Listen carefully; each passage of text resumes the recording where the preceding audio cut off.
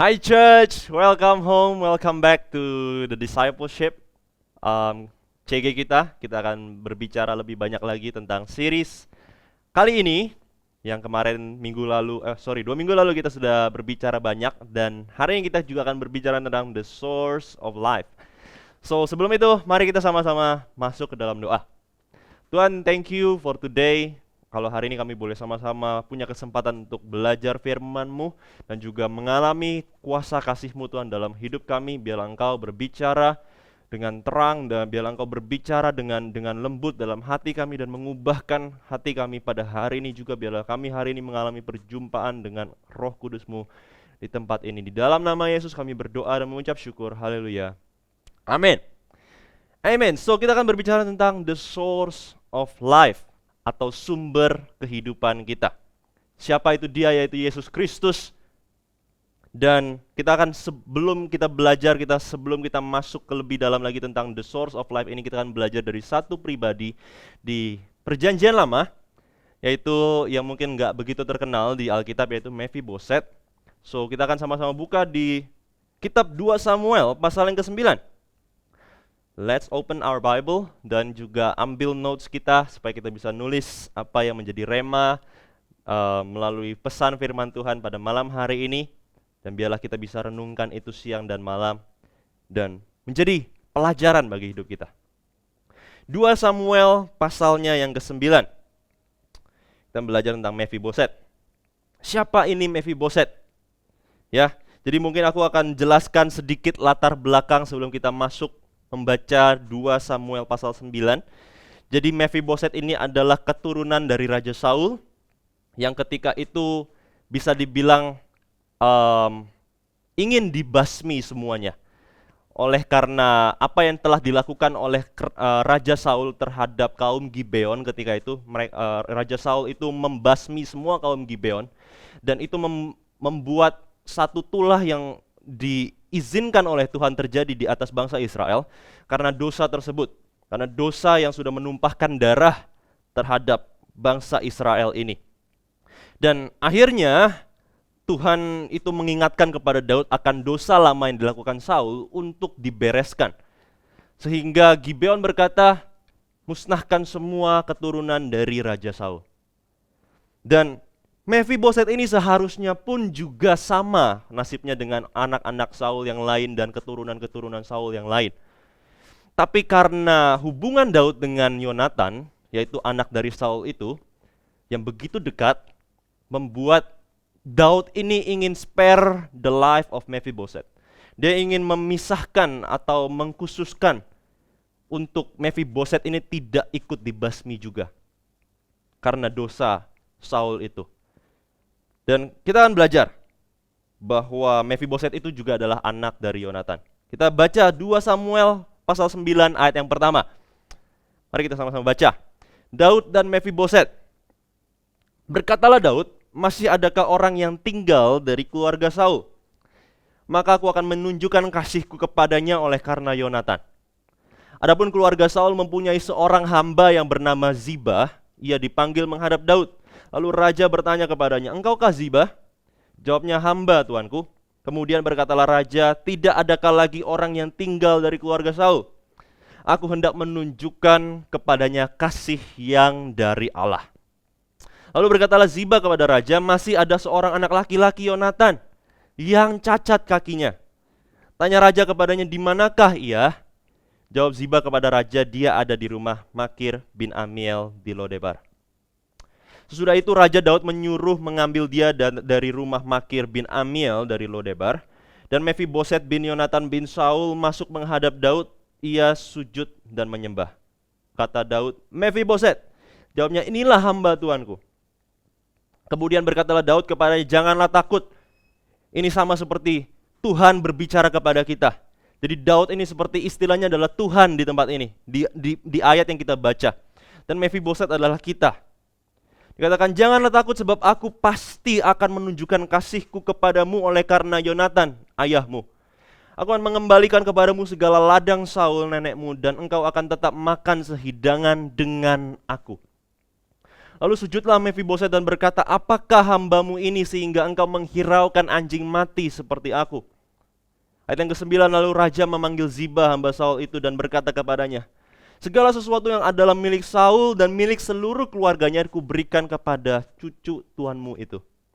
Engkau harus mengerjakan tanah baginya, engkau, anak-anakmu dan hamba-hambamu, dan harus membawa masuk tuayannya, supaya cucu tuanmu itu ada makanannya. Mefiboset cucu tuanmu itu akan tetap makan sehidangan dengan aku. Garis bawahi juga kata, tetap makan sehidangan dengan aku. Ziba mempunyai 15 orang anak laki-laki dan 20 orang hamba. Ayat yang ke-11 yang terakhir, berkatalah Ziba kepada raja, hambamu ini akan melakukan tepat seperti yang diperintahkan tuanku raja kepadanya. Dan Mefiboset makan sehidangan dengan Daud sebagai salah seorang anak raja. Ayat yang ke-11 di dalam bahasa Inggrisnya adalah, as for Mephibosheth, said the king, he shall eat at my table like one of the king's sons. Jadi Mephibosheth ini diizinkan oleh Daud untuk makan satu meja bersama dengan Daud. Di mana yang seharusnya makan dengan satu meja dengan Daud adalah anak-anaknya saja. Sedangkan yang pertama, Mephibosheth itu bukanlah anak dari Daud. Tidak ada hubungannya sama sekali dengan Daud. Dan yang kedua adalah Mephibosheth ini sesungguhnya layak untuk mati. Karena dia merupakan keturunan dari Saul. Tapi hebatnya Tuhan, hebatnya kasih Allah di sini, Mephibosheth diizinkan untuk makan satu meja dengan Daud. How great is his love for Mephibosheth. Makanya kita belajar Daud dan Mephibosheth ini adalah hubungan Tuhan dengan kita juga. Mephibosheth adalah anak yang cacat, dia tidak mempunyai, dia hanya memiliki satu kaki, dia pincang berjalan, tapi dia diizinkan masuk untuk duduk bersama-sama dengan raja senantiasa. Sampai kepada kesudahan yang Daud pun tetap memegang janjinya kepada Mephibosheth. Karena Yonatan anak Saul tersebut, aku akan mengizinkan Mephibosheth untuk tetap tinggal di dalam meja itu.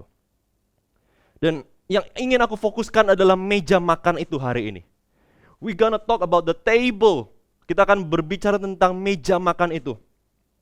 Kita itu sama seperti Mephibosheth sesungguhnya. Kita adalah orang-orang yang makan di meja yang sama dengan Tuhan. I want to remind you about that. Aku ingin mengingatkan kita tentang itu.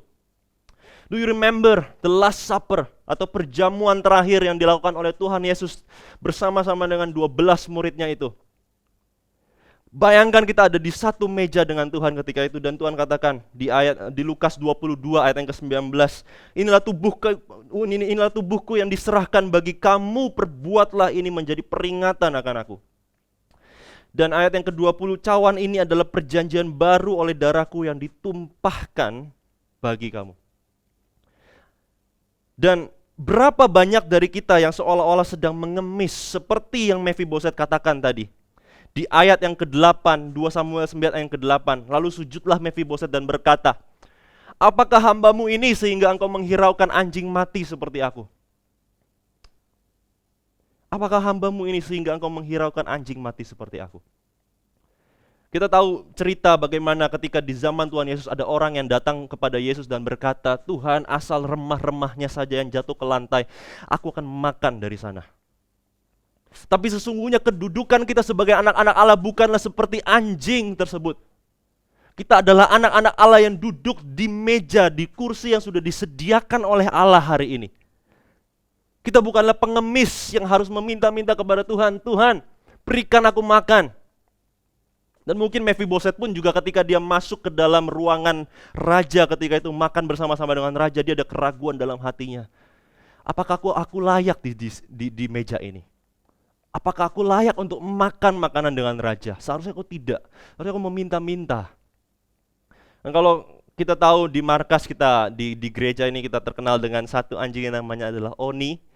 Ya, ketika kita makan sama-sama di rumah ini, ketika kita sama-sama makan bersama-sama, anjing itu sering kali datang, Oni itu sering kali datang ke bawah meja kita. Dan dia seperti meminta-minta makanan, seperti mengemis makanan terhadap kita. Dan kadang kita berikan, dan kadang kita tidak berikan. Tapi posisi kita adalah orang-orang yang makan semeja dengan Tuhan. Kita makan satu meja dengan Tuhan. Kalau kita di sini, kalau aku boleh sharing juga, Pastor Teddy seringkali ngajak kita makan bersama. Dan istilahnya apa yang ia sediakan adalah makanan kita juga. Yang ia sediakan bukan hanyalah makanan bagi keluarganya, tapi juga bagi keluarga besar gereja ini. Dan seringkali kita diajak makan, kita sama-sama makan, tanpa ada keraguan, tanpa ada sungkan. Seringkali dikatakan, mungkin Pak Teddy berkata, jangan ragu-ragu, ambil aja makanannya, santai. Dan itulah gambaran kita hari ini. Kita adalah sebagai anak di dalam Tuhan. Kita bukanlah seperti anjing itu yang datang ke bawah meja dan minta-minta, "Hey, bolehkah aku minta makan?" Tapi hari ini aku ingin ingatkan kepada kita, berapa banyak dari kita yang seolah-olah sedang mengemis seperti seekor anjing. Kita strive for blessings. Kita begitu desperate for blessing, dan kita benar-benar seperti pengemis, kita minta-minta, padahal sesungguhnya apa yang kita minta itu ada di meja itu, dan kita sesungguhnya boleh makan dari sana. Berapa banyak kita hari ini striving, pada suatu saat pun aku juga pernah seperti itu. Ketika aku sedang membutuhkan peace dalam hidupku, aku sedang membutuhkan satu kedamaian dalam hidupku, aku berkata sama Tuhan, "Tuhan, what should I do? What can I do for you, for me to receive this peace?" Apa yang aku bisa lakukan supaya aku bisa terima kedamaian ini? And then the Holy Spirit speaks to me. Dengan lembut katakan, "Just reach out. The peace is there already. What you need is in me." Dan aku ingin jelaskan di mana posisi Tuhan dalam hidup kita. Di perjanjian lama mungkin gambarannya Tuhan itu tidak di dalam hidup kita. Kita harus datang ke bait Allah untuk kita menyembah, kita baru bertemu dengan Tuhan di sana. Tapi di perjanjian baru, di era sekarang, di zaman kita sekarang hidup, Tuhan bukanlah Tuhan yang tidak tinggal di dalam kita, tapi dikatakan tubuh kitalah bait Allah itu. Yang berarti Tuhan itu ada di dalam hidup kita, Tuhan itu setia di dalam hidup kita no matter what happens in your life. Nggak peduli apapun yang terjadi dalam hidupmu. Dan kita akan belajar dari Yohanes 4 ayat yang ke-13 sampai 14. Kita tahu cerita itu, mungkin wanita Samaria yang pergi untuk menimba air ketika itu. Inilah yang menggambarkan pada nantinya Tuhan akan berkata kepada wanita itu, "Nanti kau nggak perlu pergi ke gunung ini untuk menyembah Tuhan. Tapi akan muncul penyembah-penyembah yang menyembah di dalam roh dan kebenaran." Dan inilah yang Tuhan katakan kepada wanita Samaria itu. "Barang siapa minum air ini, ia akan haus lagi." Air yang wanita itu datangi, the well atau sumur itu, dia datangi setiap saat, setiap hari dia harus kelelahan, dia harus mengalami kecapean dan juga dengan masalah-masalah hidup yang ia alami, dia harus menimba air ulang-ulang setiap harinya. Tapi Tuhan katakan seperti ini, "Tetapi barang siapa minum air yang akan kuberikan kepadanya, ia tidak akan haus untuk selama-lamanya. Sebaliknya air yang akan kuberikan kepadanya," garis bawah ini, "akan menjadi mata air dalam dirinya, yang terus-menerus memancar sampai kepada hidup yang kekal." Berapa banyak dari kita hari ini masih berpikir kalau kita harus melakukan sesuatu supaya kita bisa menemukan mata air tersebut. We need to strive for that water. Kita harus berusaha, kita harus membayar Tuhan, kita harus melakukan sesuatu, kita harus melakukan banyak kegiatan religi untuk kita bisa mendapatkan air tersebut. Padahal dikatakan di sini, air yang kuberikan kepadanya akan menjadi mata air dalam dirinya. Artinya di dalam dirimu saat ini ada mata air itu. Di dalam dirimu dan diriku ada mata air yang terus-menerus memancar sampai kepada hidup yang kekal. Apa artinya? Artinya we don't need to strive because the water is already in you. The water that you need, everything that you need is found in His presence. Ditemukan di dalam hadiratnya. Peace, hope, love, acceptance, provisions, forgiveness of sins, miracles, breakthroughs are all yours. Apa arti dari kita makan bersama-sama dengan Tuhan tadi? Artinya apa yang menjadi milik Tuhan adalah milikmu. Dan apa yang menjadi milikmu adalah milik Tuhan. Dan inilah lagi yang tadi kita baca, inilah tubuhku yang diserahkan bagi kamu. Perbuatlah ini menjadi peringatan akan aku. Ketika dia memecah-mecahkan roti itu di hadapan ke-12 muridnya, itu menggambarkan, I am yours and you are mine. I am yours and you are mine. My body is for you. My blood is for you. Artinya apa yang ia lakukan, apa yang dia kerjakan di kayu salib itu untuk menebus dosa umat manusia dan memberikan hidup yang penuh dengan berkelimpahan, that's all yours. Itu semua milikmu. Dan one day, satu saat, Mephibosheth seperti seolah-olah melakukan satu kesalahan dalam hidupnya. Dan aku akan bacakan, kita nggak usah buka itu, tapi ini ada di 2 Samuel pasal yang ke-19. Di mana seolah-olah dia sedang melakukan kesalahan, lalu dia katakan sama Daud, dia datang kepada Daud kembali dan dia minta ampun. Dia katakan, ya Tuanku Raja, aku ditipu hambaku. Sebab hambamu ini berkata kepadanya, pelanailah keledai bagiku supaya aku menungganginya dan pergi bersama-sama dengan raja. Sebab hambamu ini timpang, ia telah memfitnahkan hambamu ini kepada Tuanku Raja, tetapi Tuanku Raja adalah seperti malaikat Allah. Sebab itu perbuatlah apa yang Tuanku pandang baik. Walaupun seluruh kaum keluargaku tidak lain dari orang-orang yang patut dihukum mati, oleh Tuanku Raja, Tuanku telah mengangkat hambamu ini, yaitu Mephibosheth, ini di antara orang-orang yang menerima rezeki dari istanamu. Apakah hakku lagi dan untuk apa aku mengadakan tuntutan lagi kepada raja?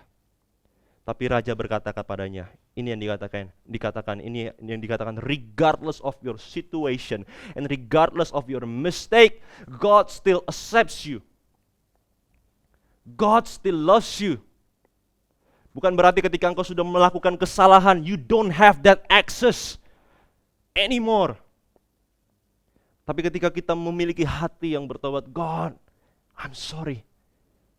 And you still have that access kepada berkat-berkat yang disediakan Allah. Ini yang dikatakan Raja Daud kepadanya, apa gunanya engkau berkata-kata lagi tentang halmu? Aku telah memutuskan engkau dan Ziba harus berbagi ladang itu.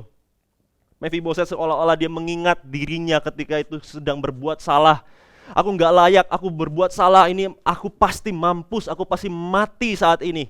Karena waktu itu aku adalah orang yang dikatakan sebagai kriminal mungkin ketika itu.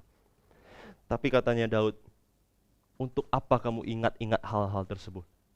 Aku sudah tidak ingat lagi tentang perbuatanmu di masa lalu. Berapa banyak hari ini kita tidak berani datang sama Tuhan. Mungkin kita udah sering datang sama Tuhan, and then satu momen dalam hidup kita merasa, aku adalah orang yang tidak layak. Dulu aku seperti ini, dan aku berbuat salah hari-hari ini. Mungkin aku sekarang sudah tidak dipandang lagi sama Tuhan. Mungkin pandangan Tuhan terhadapku sudah berbeda hari ini. Tapi kata Tuhan, untuk apa engkau berkata-kata lagi tentang dirimu? Aku telah melupakan segalanya. And I love you and I still accept you. Berapa banyak kita ketika makan hari ini, ketika engkau datang ke meja, mungkin engkau adalah ke dalam gereja ini engkau merasa engkau hidupnya tidak benar, engkau hidupnya tidak baik, but I assure you, this is the source of life. Ini adalah sumber kehidupan itu. datang dan Tuhan akan terus memberikan kepadamu. Yang dikatakan yang terus-menerus memancar sampai kepada hidup yang kekal. Dan air itu hari ini ada di dalam hidup kita. So what do we need to do? Apa yang harus kita lakukan? Just reach out. Reach out to the source of life. Whatever you need, apapun yang kau butuhkan hari ini. Maybe you need peace. You don't need to strive for peace. You just need to reach out to God, the God of peace. What do you need? Hope maybe. God of hope is in you. What do you need? God of love. Love is in you. I need provisions. God who provides lives in you. I need forgiveness of sins. He is the God that forgives. I need miracles. He is miracle workers. And He is the God of breakthroughs in your life. So everything is found in His presence. You don't need to strive. You just need to reach out to the source of life. And before we close, sebelum kita menutup, I want you to imagine yourselves. Inilah yang aku dapatkan bersama-sama dengan Tuhan dalam kehidupanku. Ketika aku sedang merasa I strive, I cannot be like God wants for me. Aku nggak bisa seperti apa yang Tuhan inginkan dalam hidupku. Aku banyak sekali, aku harus berjuang, aku harus melakukan ini, aku harus melakukan itu, sehingga semua kehidupan kita menjadi religious, and it becomes a burden for us. Itu menjadi burden dalam hidup kita, ini menjadi beban dalam hidup kita hari ini. I cannot live like God wants. I'm hopeless. I cannot receive that peace. I cannot receive that hope. I cannot receive that acceptance from God. I cannot receive love from God. But I want you to imagine yourselves. Aku ingin kita sama-sama membayangkan kita seperti the 12 disciples of God. Remember, if you feel like Judas Iskariot ketika itu, Judas Iskariot pun ada di meja yang sama. Tuhan izinkan dia tetap duduk di meja yang sama ketika perjamuan kudus itu. Perjamuan malam itu, the last supper. Judas Iskariot yang Tuhan tahu posisinya, Tuhan tahu hatinya seperti apa, tapi Tuhan izinkan dia untuk duduk tetap satu meja dengan Yesus itu sendiri. And imagine yourself seperti engkau sedang duduk, dan segala sesuatu yang engkau butuhkan is already in the table. Apapun yang engkau butuhkan sesungguhnya semuanya sudah tersedia di meja itu. My body is given to you. This is the new covenant. Darahku yang kucurahkan kepadamu is already there. Semua tersedia di meja itu. You don't need to strive like that dogs. Kamu gak perlu minta seperti anjing. But you just need to reach out. I reach out for peace. And there comes peace in your life. There comes hope in your life. There comes love in your life. And we're gonna enter the time of worship. Kita akan sama-sama masuk ke dalam waktu untuk menyembah. And I want you to imagine that and just reach out to God. You are God's sons and daughters. Kalian adalah anak-anak Tuhan. Kalian adalah anak laki-laki dan anak-anak perempuan Tuhan. You are adopted by the Father. You are the children of God. I hear you call for my return. Love has sent for me. I see you run with open arms. My heart is undone. You won't withhold. You never withhold from me. I am my Father's child. I belong to the God Most High.